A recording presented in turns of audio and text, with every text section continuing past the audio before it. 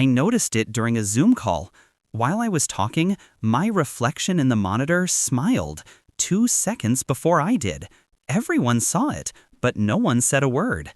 I froze for a moment, unsure if I was imagining it, but the faces on the call confirmed it. Everyone had seen it. My name is Scarlett Hayes, and I work as a graphic designer in Seattle. That Tuesday morning started like any other. I was on a Zoom call with 6 coworkers, presenting mock-ups. Everything seemed normal, until Ethan froze mid-sentence. He blinked, slowly, eyes wide. Then the others all shifted their gaze uneasily. Something was off. After the meeting ended, I stood up and looked at my dark monitor. I smiled lightly, testing myself. My reflection had already smiled. I turned away, thinking it was just a trick of light, but it didn't stop. My reflection kept smiling, even after I had stopped. My hands trembled as I replayed the Zoom recording. At 10:46 a.m., my face looked normal. At 10:47 a.m., while I was explaining color palettes, my reflection smiled wide, impossibly wide, before I did. Its eyes didn't blink in sync with mine. The tilt of its head was slightly wrong, unnervingly precise. I texted Ethan, "Did you see this?" He replied casually, "Just a glitch, Zoom's buggy." I knew he had seen it too, but he was hiding it. I went to the bathroom mirror and faced myself. I raised my right hand, my reflection raised the left. I tilted my head, so did it. I smiled, simultaneously. I looked away, thinking maybe it was just me noticing too much, but the reflection didn't move away. It stayed, waiting, like it was aware I was watching. Then I heard my words twice, once from my mouth and once from somewhere else, faint and distorted. I spent the night researching, reflection moving independently, doppelganger myths, mirrors predicting actions, mostly fiction, urban legends, creepypasta, but a few accounts were real. A woman in Portland wrote, "My bathroom mirror shows me doing things I haven't done yet. Small gestures, a scratch, a look at my phone. It's 30 seconds ahead." A man in Toronto said, "I covered every mirror, but at night I see it in windows, watching me." A girl in Austin said, "It mouths words I can't hear. Yesterday it kept repeating soon." Then my phone buzzed. Unknown number. Stop looking at mirrors. I called. Dead air. Texted back. Who is this? The reply was immediate.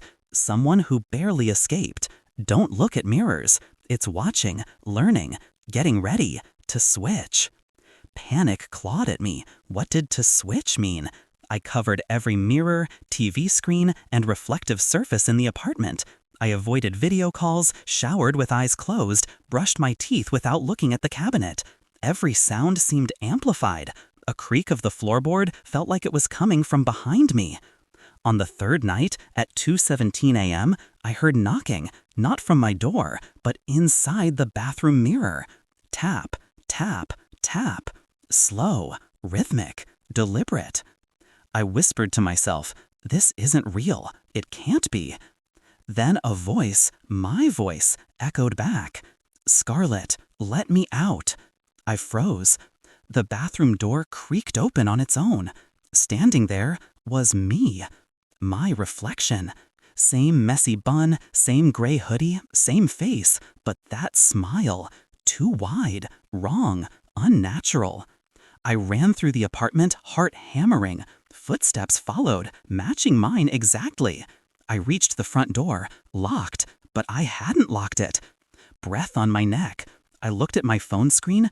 Her hands reached for my shoulders. Cold pressure, like ice pressing down. Sheets and towels covering mirrors began to ripple, as if alive. The voice whispered, "One clear reflection, one moment, then we switch." I backed into a corner. Every surface held shadowy versions of myself, hundreds of them. The apartment seemed alive, waiting, breathing. She explained, hundreds of trapped souls behind mirrors.